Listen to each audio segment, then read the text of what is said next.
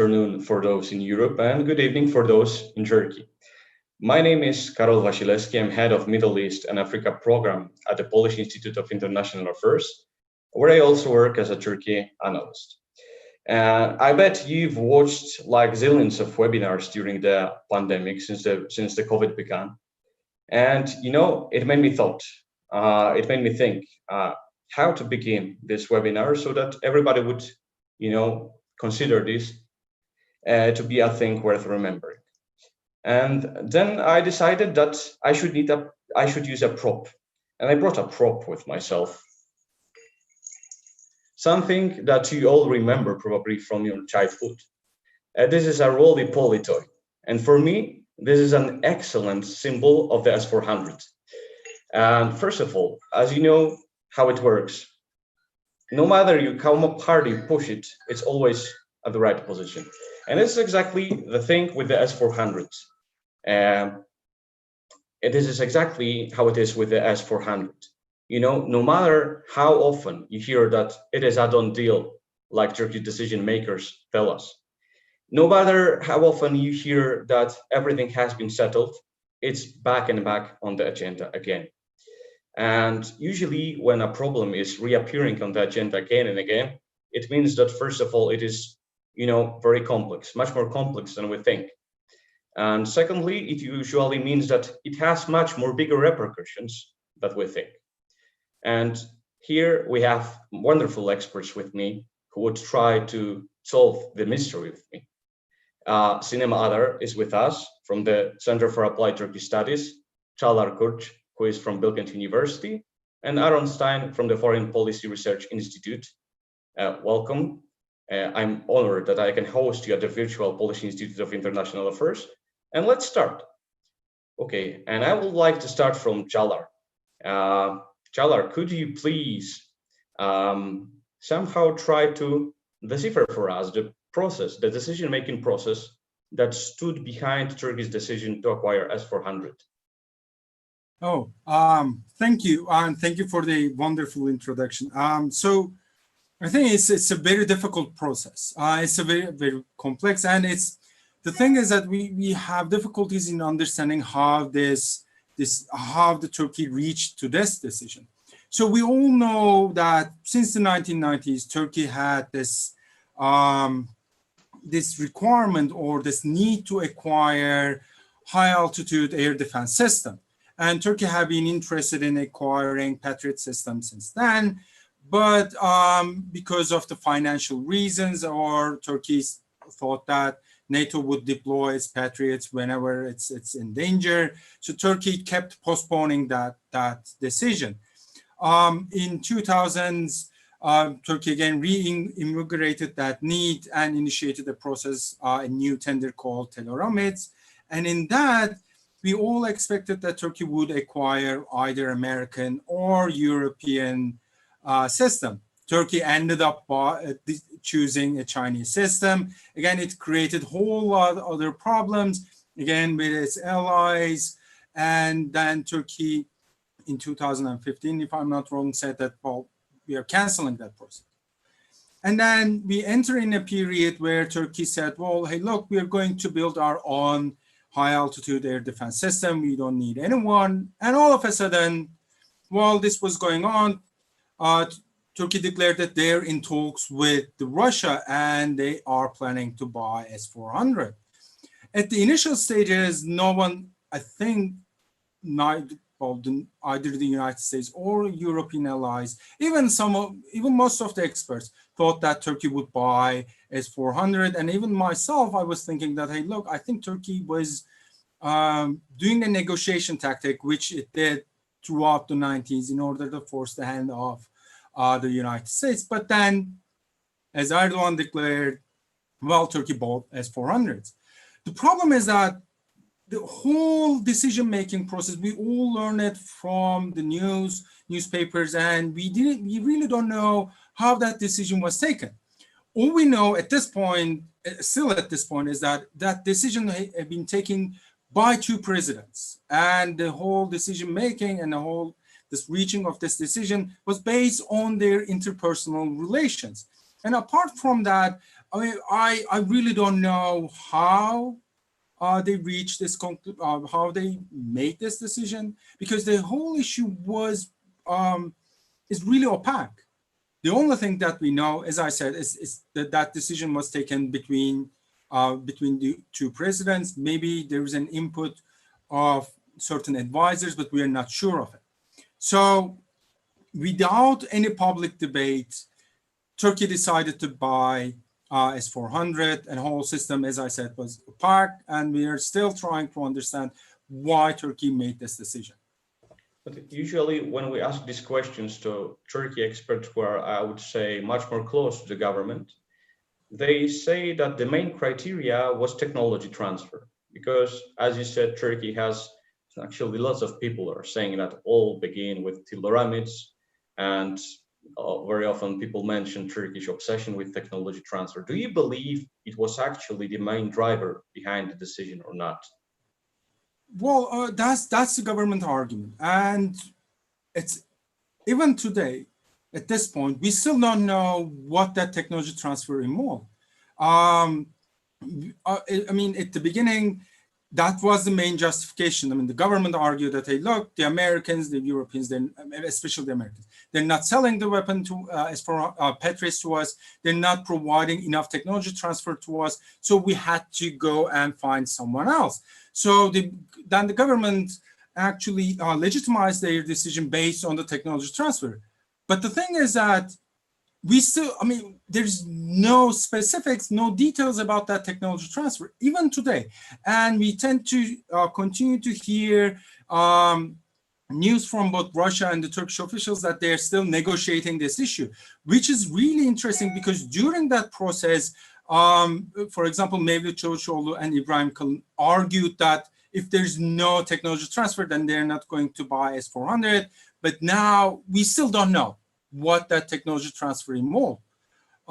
So although there is this justification, I'm not sure whether there is a technology transfer. And even there is a technology transfer, again, I'm not sure whether it will be comparable to either American, either Patriot system or the European offer. So at this point, I have to, we don't know. We don't know the technology transfer. At this point, there's no transfer of technology. Okay, so we know that many things are hidden from the public, actually. We don't know, for example, which decision maker, or probably we know which decision maker was the most decisive one in the purchase. But if you have to guess and point to, one explanation of why Turkey acquired S-400, what would you choose? Would you say, for example, that it was a kind of a mistake in decision-making process, or Turkey went too far in, having this hard bargain with the United States or something like that?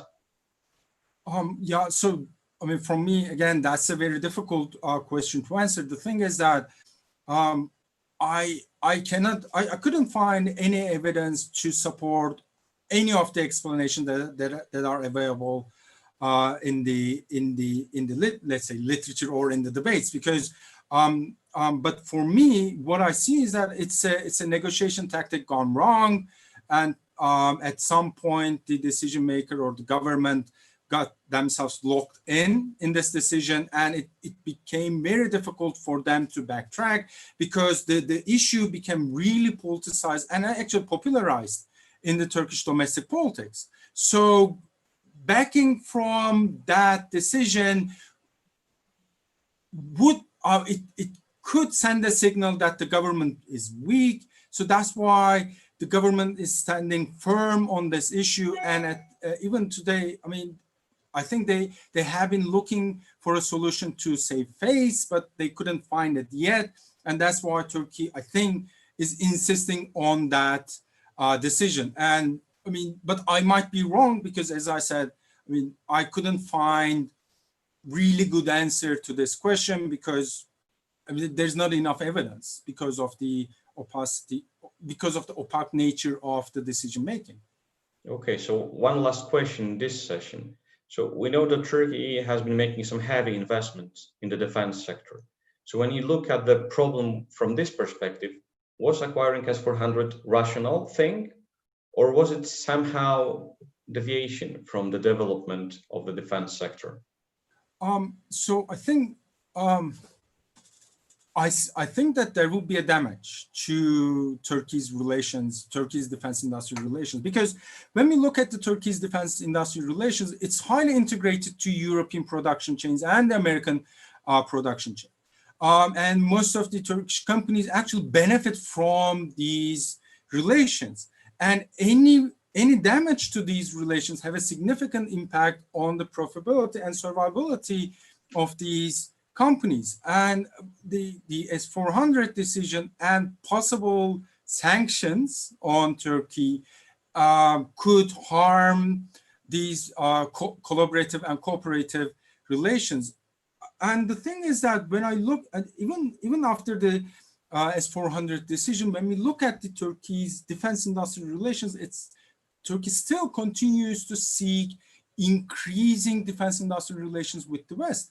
So at this point, S-400 decision seems not in compliance with Turkey's international cooperation strategy. And it would be harmful to Turkey's defense industry. They might lose, Turkey already lost its participation and income or profit from F-35 program.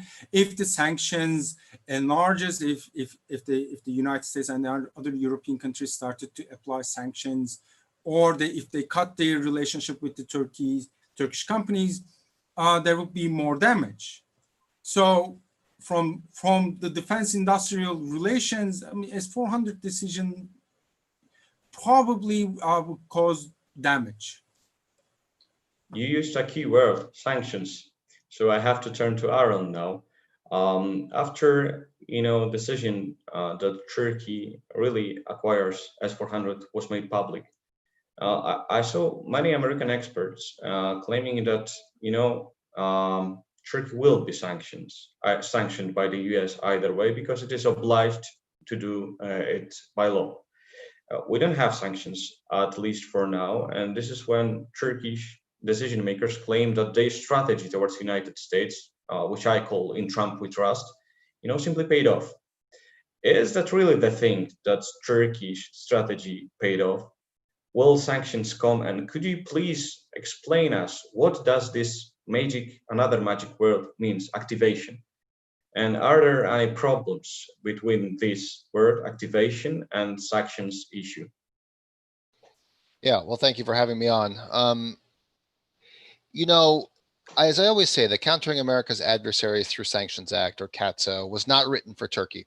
It was written because there was bipartisan and still remains bipartisan consensus that the Russians interfered in the 2016 election. They needed to pay a price for the interference in the 2016 election. And significant concern that upon taking office, President Trump was going to unilaterally lift sanctions on Russia in exchange for, his version of a reset with the Russian Federation. When those stories began to leak, and it's been so long now, there was consensus in a move to write legislation that ultimately becomes CATSA that basically ties the hands of the president. He cannot lift sanctions on Russia. And it included within that, secondary sanctions or the potential for secondary sanctions on countries that undertake a significant transaction. This is section C.231 with business entities or entities linked to the Russian Ministry of Defense or Ministry of Intelligence. When C.231 was drafted, I remember exactly where I was. I was in the Atlantic Council. It was a Christmas party. And we all sort of said, well, this is really dumb. To be completely honest, C.231 is a bad provision. And I actually heard from people in the embassy Ankara, this is a bad provision. Because are we going to go around sanctioning everybody who buys Russian kit? And everybody was thinking about particularly India. Nobody was really thinking about Turkey at that time, although, there were talks and they were far more advanced than we knew at the time of the S-400. I do remember that summer of 2016 when we first heard that the Russians and Turks were talking about S-400. My initial sort of read on that was that the talks would fail because they would fail over technology transfer. The Turks demand significant technology transfer from the West.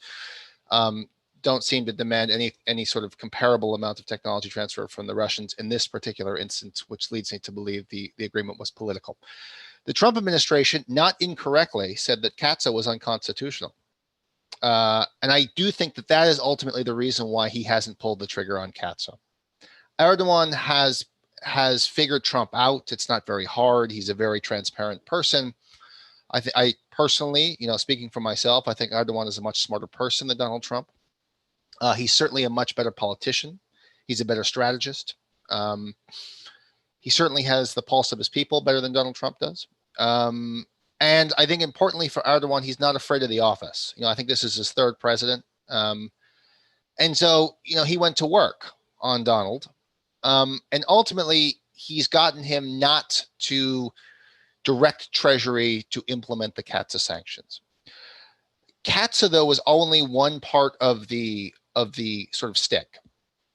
The other part of the stick was the removal of Turkey from the F-35 program, which has happened. And I can talk about the Gao report and all that stuff if you want me to, and about why that's not really a surprise.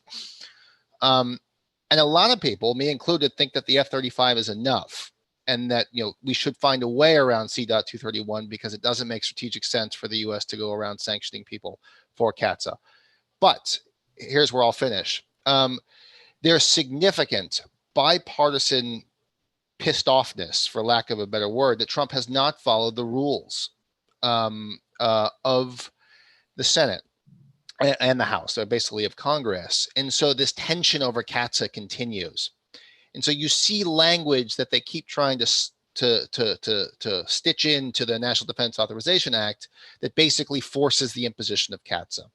And I would keep an eye out for that. It's certainly floating around. The NDAA is usually finalized in November, albeit with our pandemic and the American sort of non-response to the pandemic, just sort of what we do. Who knows how legislation might be delayed. In terms of activation, that's entirely made up, right? That's Donald Trump trying, not without some merit, just to give him some credit. Nobody really wants to sanction Turkey.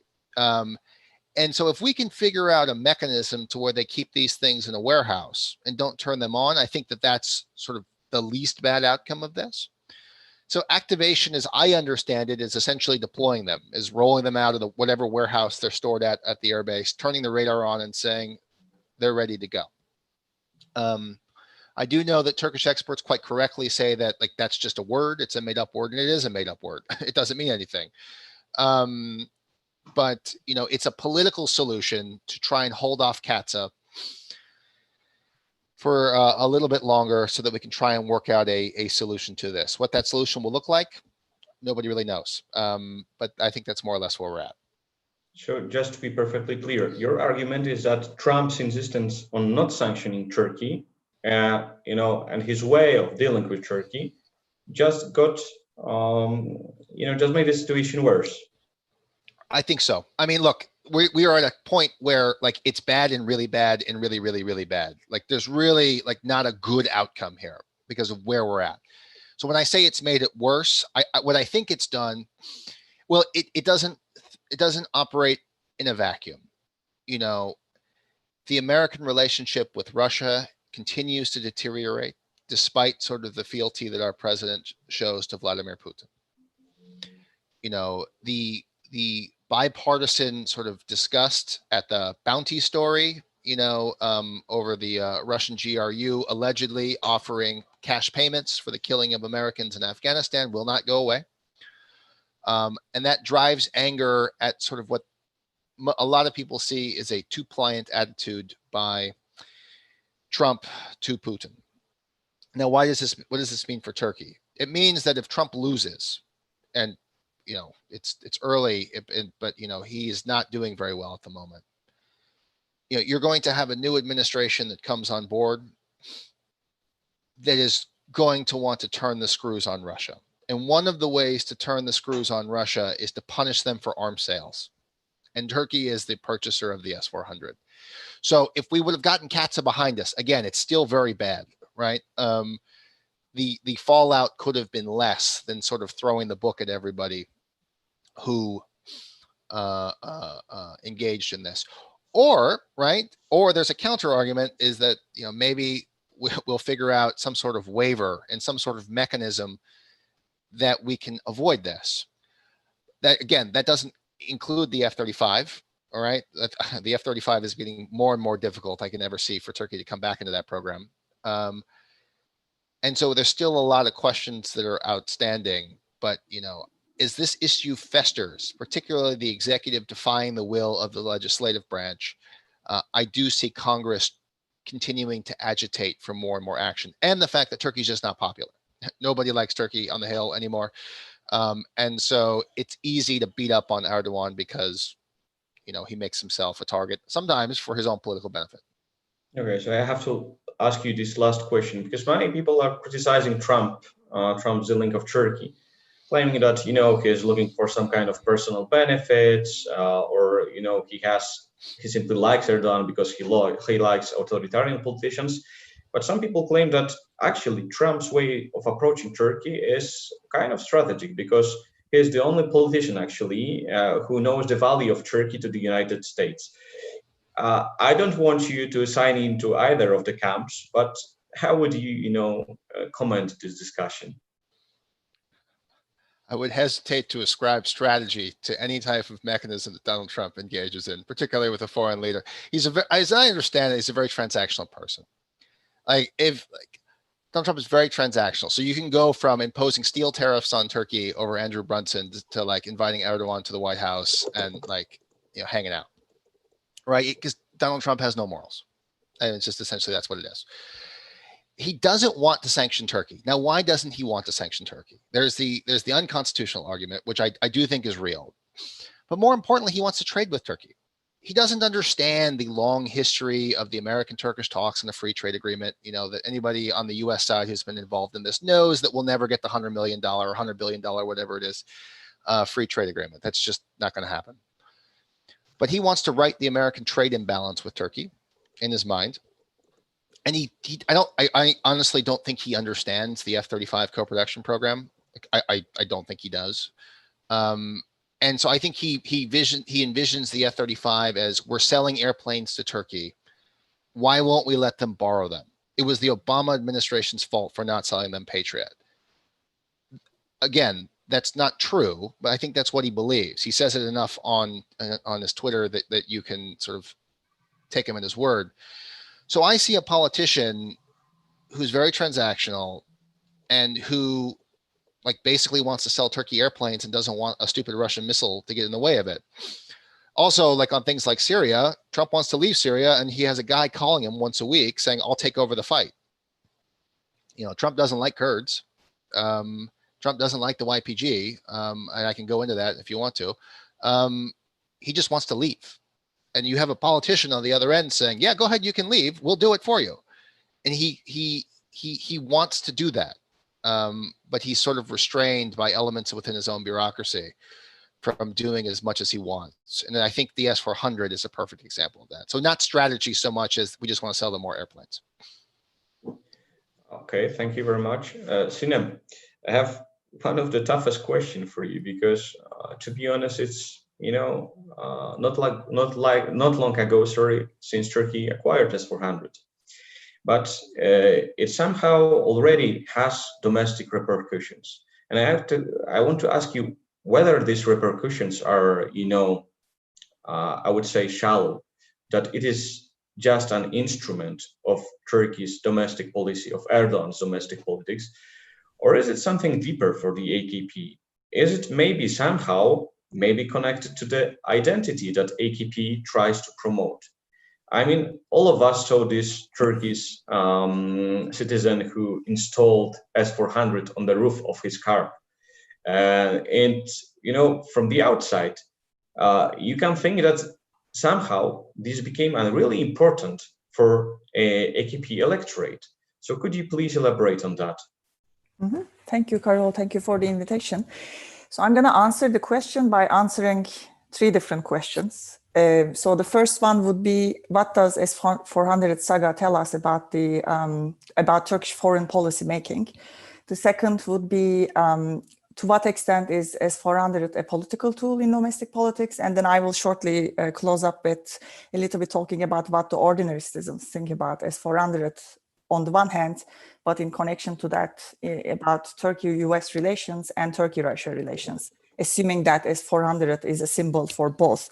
Now, for the first question, what does S-400 Saga tell us about foreign policy making in Ankara? So I think it basically underlines the the lack of coherency in foreign policy making in Ankara. So on the one hand, you have a government which basically says that, well, it is the sovereign right of Turkey to basically purchase these weapons to basically protect its own security. In a situation against the background that it wasn't able to basically buy patriots from the US. On the other hand, you also have a government which basically constantly tries to buy time to postpone activating, which we just, like Aaron just mentioned, activating the S-400s. And in a way, that buying time, I think one perfect example of that moment was around like in March, when COVID basically really accentuated the already deepening economic crisis in Turkey, and Turkey faced to the US Fed for a negotiation over a swap deal.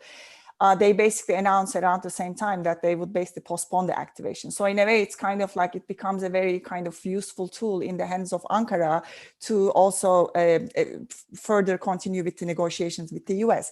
Now, there are two interpretations of this kind of like seemingly inconsistent positions of Ankara.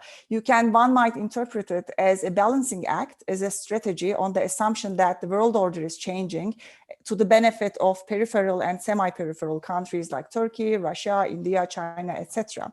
And that's basically within that world order. Turkey is just one actor which wants to exert its own autonomy.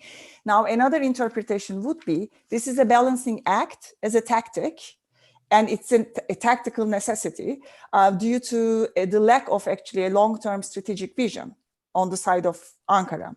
Now, but whichever interpretation we go, I think the outcome, or like basically the purchase of S-400s and the events in its aftermath was basically showing the following. It's basically, I think it's one of the early implications or manifestations of the fact that Turkey is now a high risk-taking country, which is coupled with a growing tendency to ignore and even go against norms and procedures. So that's kind of like, I think, one thing we should keep in mind. And that is important because I think it's important to answer the question of why now? Like why because I think the question of timing matters. Why did Turkey buy S-400s in 2017? And why basically Vladimir Putin was in Turkey 2 weeks after the coup attempt? And that brings me to kind of like the discussion about the domestic politics, and I think more to the core of your question. Now, I think we need to understand both the psychology, but also alliances within the state apparatus after the 2016 coup attempt.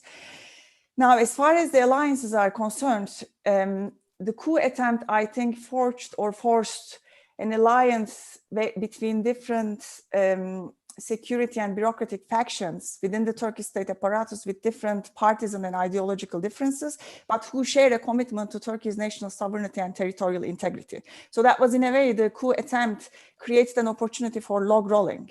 In a way, like for Erdogan to continue his power or to remain in power, in exchange for that, these actors for whom like this really important emphasis on Turkey's national sovereignty, like they came together.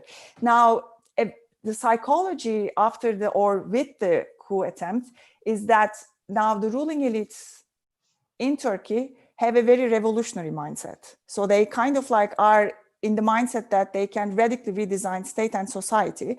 And that's because in a way, I think the assumption is that the power of the ruling elites come from the people who went on the streets on the night of the coup attempt and who fought for the coup against the coup plotters in support of Erdogan and, in a way, Turkish sovereignty. So I think this psychology and the alliances are important to understand the timing of the purchase, because in a way, post 2016 coup attempt era is also labeled by the pro-government journalists and columnists as Turkey's second independence war. So in a way, S-400, I think the purchase of the S-400 fits into that mindset, war mindset, and the existential anxiety that Turkey thinks that it is in. In a way, it is basically a country surrounded by threats both within and outside.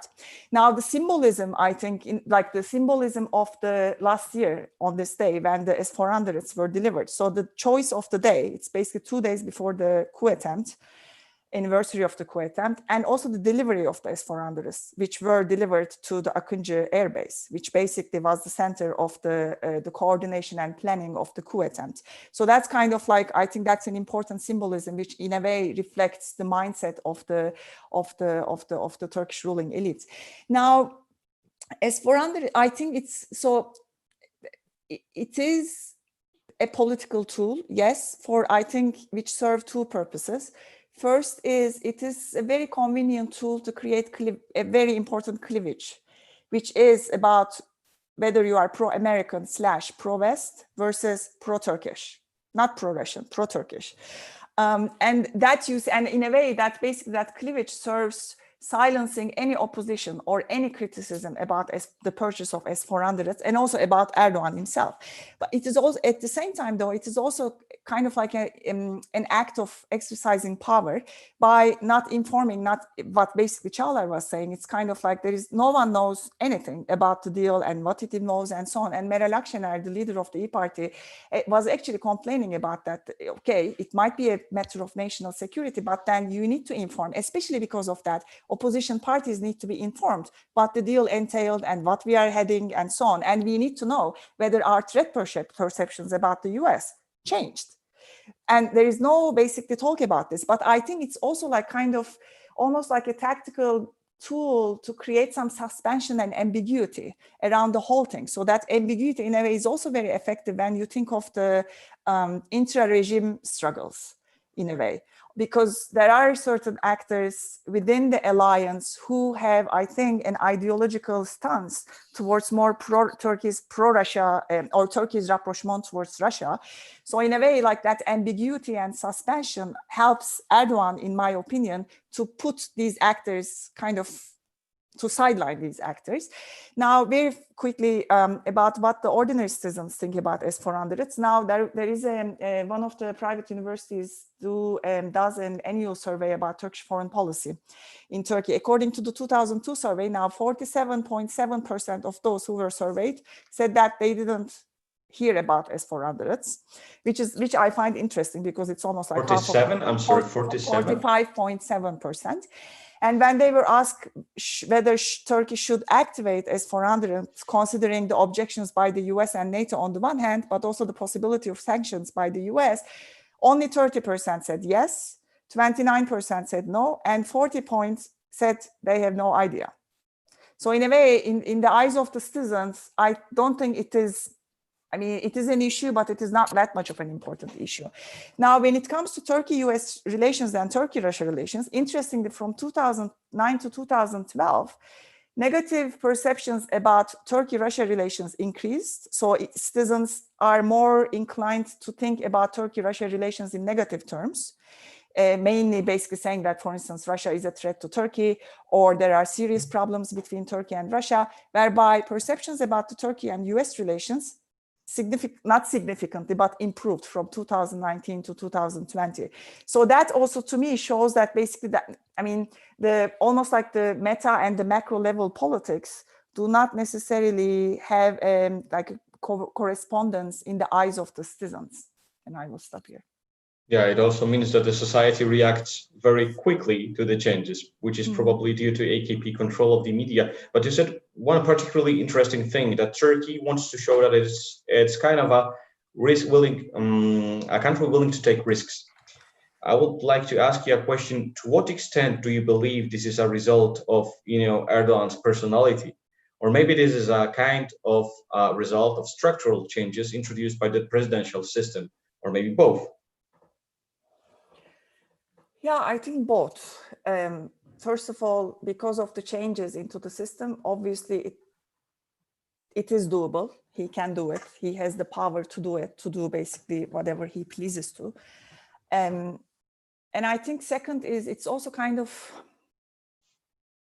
it's almost like a culture of paranoia that basically mainly, again, the 2016 coup attempt for that reason too is an important turning point, which really intensified the existential anxiety of both the Turkish state, but I think also of Erdogan. Now, for instance, it is within Europe, it is kind of like now, I think almost like a conventional wisdom that Turkey purchased S-400s mainly because Erdogan wants to protect himself and the palace, like the presidential palace. This was actually voiced by, again, Meral Akşener, the leader of the E-Party, in 2017, shortly after the purchase of S-100s, that she basically said that in a TV, on live TV, that, well, she has this rumor that Erdogan bought S-400s just for herself. But that was kind of, and that kind of like going back to this using S-400s as a tool to create cleavages, she was immediately shut down by Bahçeli, for instance, that her behavior is not aligned with the national behavior and no one should question S-400s and so on. So I think it's really a combination of the transition into presidential system, which basically empowers Erdogan significantly, but also the culture of paranoia in the aftermath of the failed coup attempt in 2016. Thank you very much. I have a question to all of you, actually, about thing that is most interesting for us, Poles. Do you believe, from your area of perspective, do you believe that S-400 issue is a kind of, meaningful for future of Turkey in the NATO? Çağlar, I would like to address this question. I would like you to address this question first.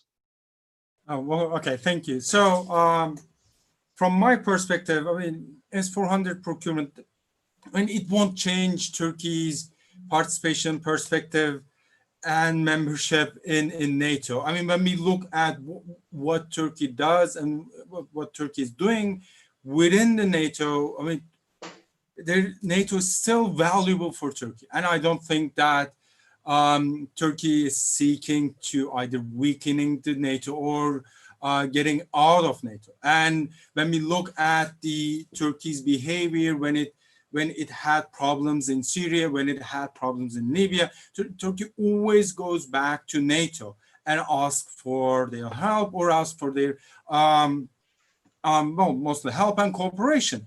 So I think also AKP, Erdogan, they all know the value of NATO to Turkey's security.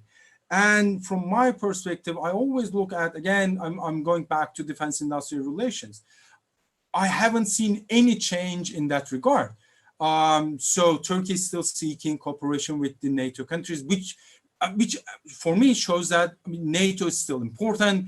The relations within that NATO, not only security, but also defense industrial relations is still important. So I don't think that S-400 procurement would change Turkey's attitudes towards NATO. And it's just, I mean, I think we should not, I don't know whether this is the right word, but we should not really overblow the significance of S-400. I mean, Turkey is still integrated into the NATO system, still search for cooperation within NATO, and still Turkey is a really good partner within NATO. But would you believe if Turkey, strengthens its defense cooperation with Russia, would it be a sign that it somehow intends to leave NATO or something like that? Because many experts claim that, S-400 is a strategic purchase. It means that implies, stronger Turkey-Russia cooperation in the defense industry. And also, American sanctions, if they will be ever applied, may also, somehow contribute to this. So would you think that this would be a kind of, breakthrough? So I think at that point, the way the United States behave, the way that Europe behave or European countries behave is important for the future of Turkey's relations. So, I mean, if, again, going back to the issue of sanctions, if United States started to sanction Turkey and if the European countries started to sanction Turkey, then Turkey has no options to go and try to increase its relationship with Russia, or it will search for other partners. But even at this point, I mean, most of the experts actually talked about Turkey seeking more cooperation with Russia. And even when this S-400 issue, after the Turkey declared that it will buy S-400, everyone started, most of the experts, not everyone, started to talk about, hey, look, there will be an increasing cooperation between Turkey and Russia. But no, I mean, we haven't seen any move towards that area. And also, as I said, I mean, Turkey benefits significantly from its defense industrial cooperation with the West, with the United States, with the NATO. And even Turkey's defense industrial strategy and its international cooperation strategy is based on taking part in NATO procurement system, taking part in OPCAR. So everything is actually geared towards there. And I don't think that Turkey would, I mean, neither Turkey nor the Turkish defense companies would like to reverse that. So I think the S-400 issue would remain there. And it's not, I think, I might be wrong though, but from what I see until now, it's not going to increase cooperation with Russia. Turkey might increase its cooperation with Ukraine, with South Korea, but at this point, as long as it can do business with the European countries and United States, it won't turn to Russia. Thank you. Aaron, would you agree? For the most, I mean, what I would say, and it's something picking up on what Sinem said, and I thought that was very interesting, because I completely agree, is it's not so much as it's turning away from NATO. You know, NATO has its place, and I would say institutionally, you know, we tend to think of it as Erdogan, but there are stovepipes within Turkish bureaucracy, and whenever you hit that button, you know, like, well, what are you going to do in Syria? You know, you sort of hit the button, and what they spit out is some sort of NATO mission, right? Because that's what the, you know, the TGS or the TSK is programmed to do. But where I think the S-400 is revealing is I do think that there's a bit of personal politics and a bit of personal protection built into the purchase of that system. I do not think that Meral Hanım was incorrect in that, but I don't think it's solely for his personal protection. I think after the coup attempt, he became acutely aware of the capabilities of high-end aircraft that his own Air Force operates. I always think about it like this. You know, if you're trying to understand Turkish policymaking, you know, how do they weight variables when they discuss policy problems? So if we have an air defense gap and we purchase a Russian air defense system, we will address our air defense gap. But during that policy debate, you know, the reactions of, sort of, for lack of a better term, the West, or in this case, they say Brussels or Washington, are not given as much weight as they used to. You know, so if X, then Y, but we have the interfering variables of Z. Z all of a sudden doesn't matter as much anymore, this case being the reactions of the West, because Turkey should no longer be bound by its traditional alliance structures if it handcuffs our national interests. And I think that's what drives Turkish decision-making about this.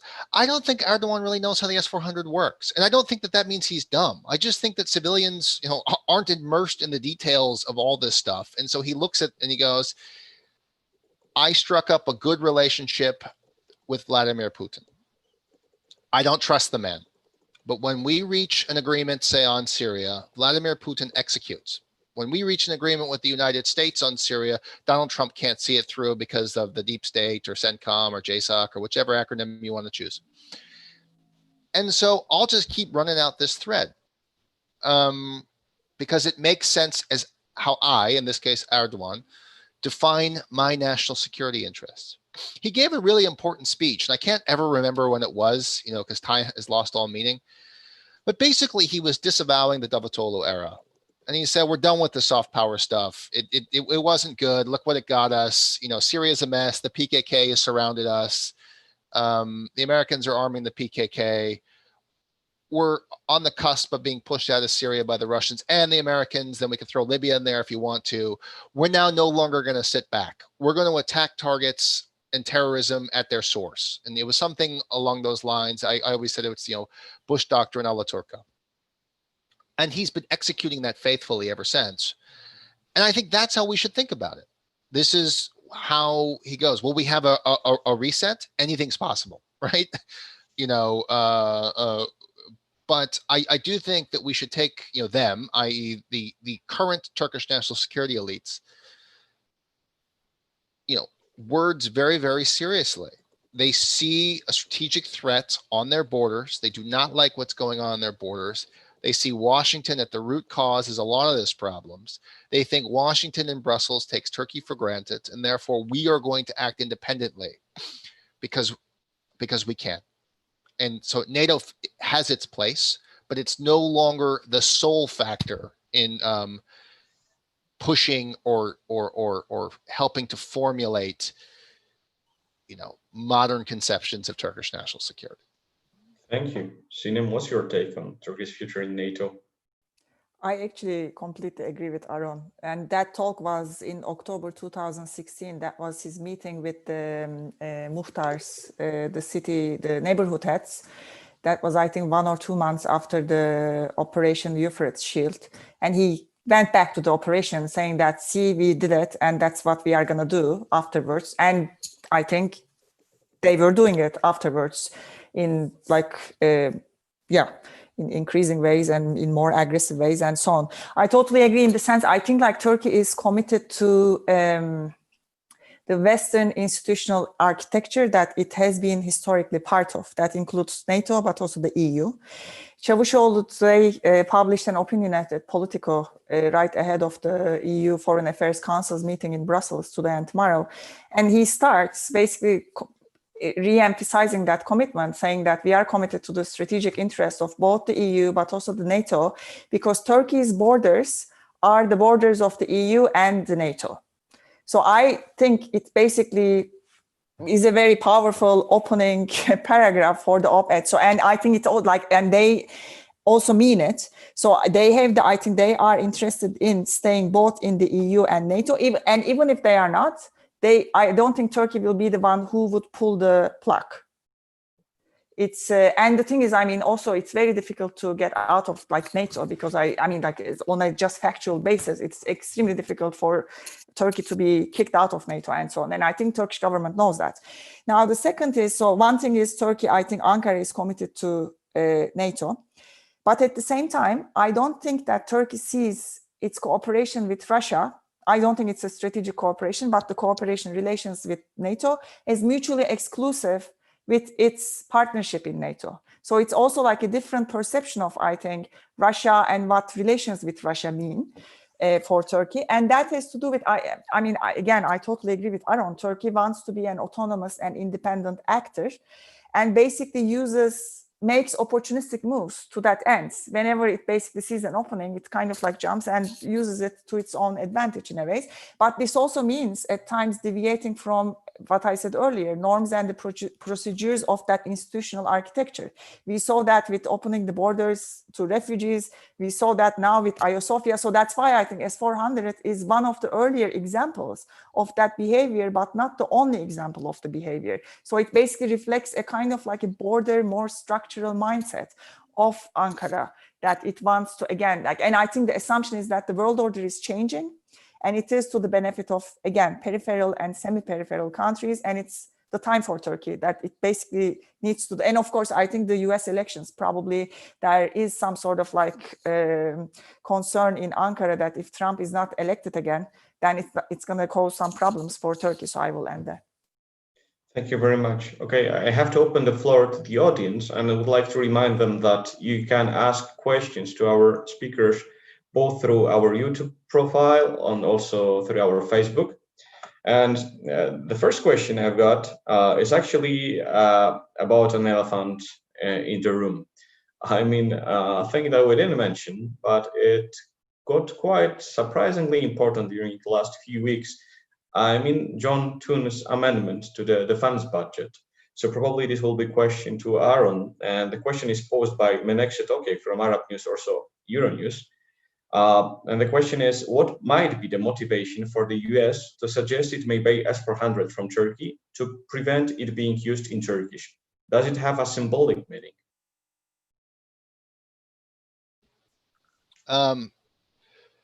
Well, this is the time when a lot of people are proposing amendments that could be included in the NDAA. So there's a big draft. We're in the drafting session now. The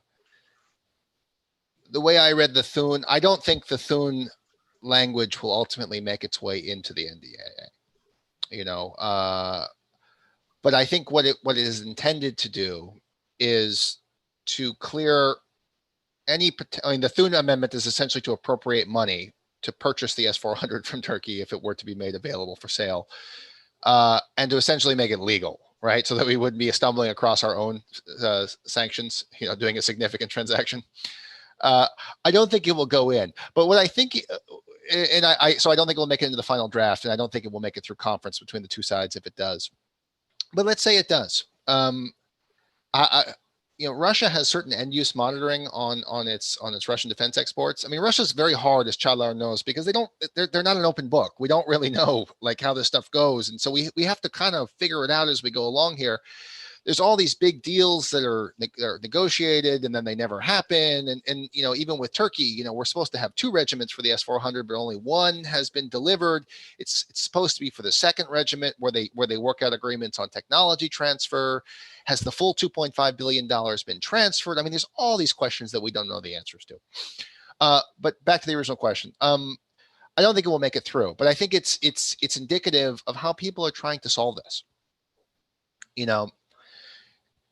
The U.S. is amidst our own sort of political moment here, but where I would say there is bipartisan consensus within the national security space,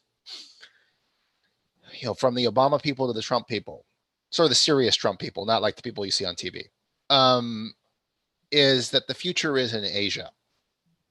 So when you appropriate defense funding, you need to focus on Asia. The Middle East should be sort of left in the rearview mirror, particularly these wars after 9/11. And the second most important thing is to get things right with Europe. Now, this is where probably the Biden people disagree slightly with the Trump people. And Turkey fits into that, in that Turkey's a member of NATO, and we need to fix this. Because if Syria is not that big of a deal anymore, it makes policy sense to fix stuff with Ankara. And the S-400 is the big sticking point. We can always stop arming the Kurds tomorrow. So how do we do that? And so I think that's what Thun is trying to do. That's what Trump was trying to do via Lindsey Graham on the non-activation side. I've proposed my own way forward. And again, Turks, I always say this, Turks probably think I'm an idiot, but it's like, how do you verify non-deployment? If you can't buy them, can we set up a mechanism to where we can just ensure that they stay in the warehouse? And then things that are locked up, even though CATSA is not enforced, the uncertainty over CATSA is stopping a lot of basic stuff in the U.S.-Turkish relationship. 2, there's basically an unofficial arms embargo on Turkey, even though it's not real. It's not codified in legislation. Congress isn't going to pass or sign off on a lot of the basic foreign military sales that goes to Turkey. They're holding it up. And why are they holding it up? Well, it goes to something that Sinem and I were both talking about. It's that Turkey chose to invade Syria in October 2019. And in the process of doing so, risked killing American soldiers and nearly did. It was probably an accident, but it's that level of we don't care. We're going to do this, get out of our way type deal, which made a lot of people angry in the Senate and the S-400. So you have to be able to deal with this in the S-400 in some certain way. And if Thun is proposing we buy it, that would be interesting. It'd be nice to get our hands on it if Turkey were to make it available. But more realistically, I don't think the language will go through, and we'll have to think up some other ways to solve it. Which brings me to my last point, and I will stop here. Is just because they aren't activating it doesn't make the problem go away. It's something Sinem was saying as well, and I completely agree. It's still sitting there. They can flip the switch anytime they want, and so it kind of becomes a permanent bargaining chip if relations take a further nosedive. Oh yeah, you're not going to do something. Well, we're going to go use the S-400, and so it really is the elephant in the room that needs to be addressed, and people are trying to get creative. And so I applaud Thun for his language, even if I think it's unrealistic. Thank you. The next question comes from Wojciech Lawrence, who is a defense analyst at the PISM. And the question goes, what countries are most likely to use missile threat as a leverage against Turkey to limit its room of maneuver? how S-400 is going to improve Turkish room of maneuver in the neighborhood. So I assume that Talar would be the person who would like to answer this question about missiles. So the question is, as far as I understand, is well, what are the threats to Turkey and where Turkey can use it? Missile threats, especially, yeah. So the problem with the S-400 and the missile threats, well, let me start with this. So when we talk about missile threats, it can either come from Iran, Iraq, or well, Syria, well, whatever was left there. But the problem is that, well, S-400 as a standalone system would not fare good or would not do well in countering the ballistic missile threat. So that's actually one of the problems why procuring S-400 was not a good policy option when it comes to countering the ballistic missile threat. So when it comes, so from that perspective, since that system would not be well efficient because it won't be integrated into the other radar system, and when it comes to ballistic missile, you need to track that missile from well in its initial phase. So in terms of that, it's not. I don't think that S-400 will help Turkey to pursue its regional goals, and also it won't help Turkey to counter the ballistic missile threats. And also, this threat has always been there, but I don't really think that Turkey actually. I mean, there is this threat, but that never materialized, and I don't think that neither Iran nor Iraq nor any other neighbor of Turkey would use ballistic missiles against a NATO member. So being a NATO member already, I think, provides its security, and I don't really see that aggressive stance from Turkey's neighbors. So I don't think that S-400 would provide much maneuver or would provide advantage to Turkey in its regional policies. Okay, so now we'll turn to Sinem with a question from Agnieszka Legutska, who is also our Russia analyst at the Polish Institute of International Affairs. Do you see any common interest of Turkey and Russia in Syria and Libya? And I would like to broaden this question, and I'm looking at Aaron, and I will also like to ask Aaron additional question about recent talks between the United States and Turkey about the situation in Syria and Libya, from the perspective that some analysts claim that relations really improved. And it started from the Idlib, Assad offensive, or I should say Russia Assad offensive. So could you please elaborate also on that? I'll be very short. I think if they have any common interest, that would be to keep the conflict going in Libya, but I mean, to a certain extent, maybe also in Idlib. And I think, yeah, I think like the common interest would, Libya is a little bit more complicated because I think in Libya, clearly, I mean, in the case of Libya, I think the position of the US will also, because I think US is, if as far as I understand, US is kind of like, there are two kind of views in the US, whether Turkey is a good partner in Libya to contain Russia, or whether basically Turkey is also an actor that needs to be kind of taken a position against. So basically it all totally depends on, I think, the priorities of the US in terms of which would also shape the relationship between Turkey and Russia in Libya. But just basically from a more kind of, if we zoom out, I think both countries have an interest in keeping the conflict going on in both Syria and Libya. So they don't have an interest in resolving conflicts, but they have an interest in kind of like freezing conflicts. And that would be the only common interest that I can think right now. So you would say that Turkey somehow overtook this Russian thinking about frozen conflicts and using it for its own interests. So yes. Isn't that, you know, a really bad prognosis for the European Union? Especially when speaking about Libya. Yeah, it is. But I think European Union has been so, in a way, inactive, has been so inactive up until now. It also can, because I think in both Syria and Libya, we should keep in mind that I think Turkey and Russia, both going back to this argument about like being opportunistic, like they kind of like see, whenever they see a vacuum of power or vacuum in space, they fill it. So it's kind of like with this opportunistic motivation. So in that sense, I think both in Syria, but also in Libya, European Union or Europeans have been, it's partially because of that inactiveness. And even, I mean, in the case of Syria, for instance, I keep asking myself, for instance, in 2000, end of 2015, early 2016, what would have happened if Europeans basically weighed in and kind of, in a way, formed a safe zone in North Syria instead of signing a deal over migration cooperation with Turkey, like if whether things would have been different or not. So yeah, yes, it is in a way bad for Europe. Okay, Aaron.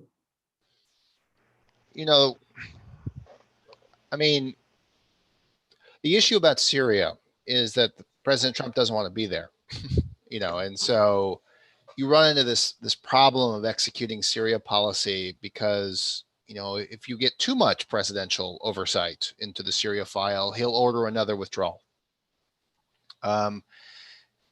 Two is that the U.S. is basically gone from Syria. You know, we are at 40% strength of where we were in October 2019 before Peace Spring. You know, there's just not very many Americans in Syria at all. There's never been that many Americans in Syria. And one of the outcomes of Peace Spring has essentially been the reinstallation of the Russians and the regime along much of the territory that the U.S. and the YPG PKK used to hold. And now you have, you know, Mazloum, you know, the leader of the SDF YPG in Syria, basically being pulled between the U.S. and the Russians. The Russians would very much like to deepen their cooperation with the SDF, or deepen their coercive pressure on the SDF so that they cut a deal with the regime to allow more regime forces back in the Northeast. And the U.S. basically saying, don't do that. And then concurrent to that, you have tensions in the Northwest over Idlib, where you are pulled between, you know, the tensions that cropped up. I hate to even use the word tensions. The sort of flare up between Turkey and Russia in, when was it, February and March. Particularly in the State Department, actually on the Syria file, Ambassador Jeffrey was very eager to help Turkey. The U.S. really didn't do much to help Turkey. There wasn't much to do in that Idlib conflict. But I would say when forced to choose in Syria at this moment, given the amount of troops we have, the U.S. will, as has always been the case, choose counterterrorism.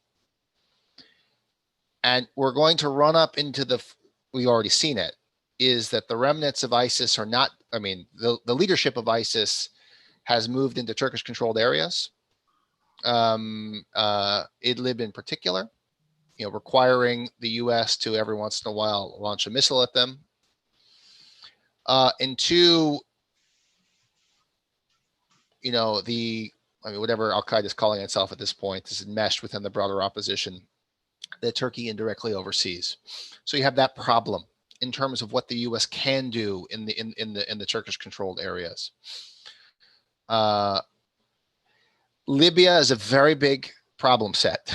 The U.S. is thankfully not all that involved. I mean, the Turkish evolution on Libya is just phenomenally fascinating. You know, they went from against being intervention to pro-intervention to supporting one. It's wonderfully fascinating, and I think illustrative of something we're all hinting around, which is a broken policy process in Ankara. The problem with openly tilting Turkey, which a lot of people want to do strategically because they're the hedge against the Russians, is that the Emirates are involved, the Egyptians are involved, the French are involved, the Turks are involved. And so these are all to some extent either a NATO ally in the French and the Turkish thing, or a partner or ally in the case of the Emirates and the Egyptians. So who do we choose? And then if you openly tilt Turkey, you have to go along with all the rest of the garbage that's that's pulled in tow with the Libya intervention, which is this sort of Mavi Vatan type EEZ arrangement where Ankara is illegally drilling in Cypriot waters and wants to push it down farther. And so there, nobody really knows. So it's not black or white. There are factions that argue on each side of it within the U.S. bureaucracy, but I don't think anybody's really paying attention. We're so close to election. I don't think anybody's really paying all that close attention to any of this stuff. And so I don't know where this goes. I mean, the smart Libya people I talk to always tell me that of the external actors that are involved in Libya, the Turks are the least bad. And I trust this guy who tells me this. His name is Karim. I used to work with him. He's a really smart dude. The Turks of the external actors are the least bad and the ones that are trying to at least do the right thing. But it's still not altruistic. They're more flexible than the Emiratis. And so I still think that, the Turks and the Russians are going to be transactional here, both in Syria and Libya, because they're the two external actors that are the most amenable to compromise. How that compromise comes about, I don't know. But they're the ones that have an iterative, top-down political process where Erdogan and Putin talk to each other on the phone, once every 2 weeks. I think they spoke today. They'll speak again in a couple of weeks. They talk to each other more than I talk to my family, like my cousins.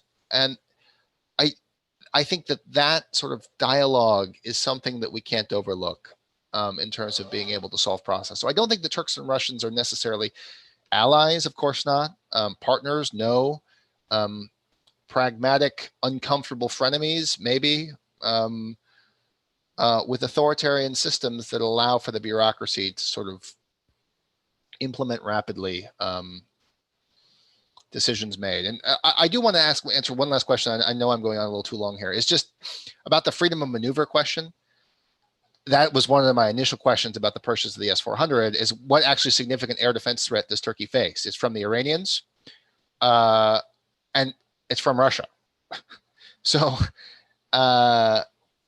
if you look at, Turkish missile defense, it makes far more sense to plug yourself into the European phase adaptive approach, which Ankara already has, and to ring fence yourself if you want to spend the money with THAAD or Patriot rather than S-400, if we're being practical here, if there's no political constraints across it. But let's be serious. In a real shooting war with Russia, no missile defense system is going to work. I'll stop there. Okay, we are a bit over time, but I have one last question from Maciej Puchowski, and I think I will ask Çağlar to answer this question. Were there any alternatives for Turkish armed forces to create their own defense system or simply buy it from another country than Russia? Yeah, there was. It was the Eurosum. So, well, at this point, since there's a clash between Turkey and France, we cannot really talk about it. But at the time, when we look at it, one could argue that, hey, look, if you don't like what the Americans are proposing, there's always the other option going with the Eurosum.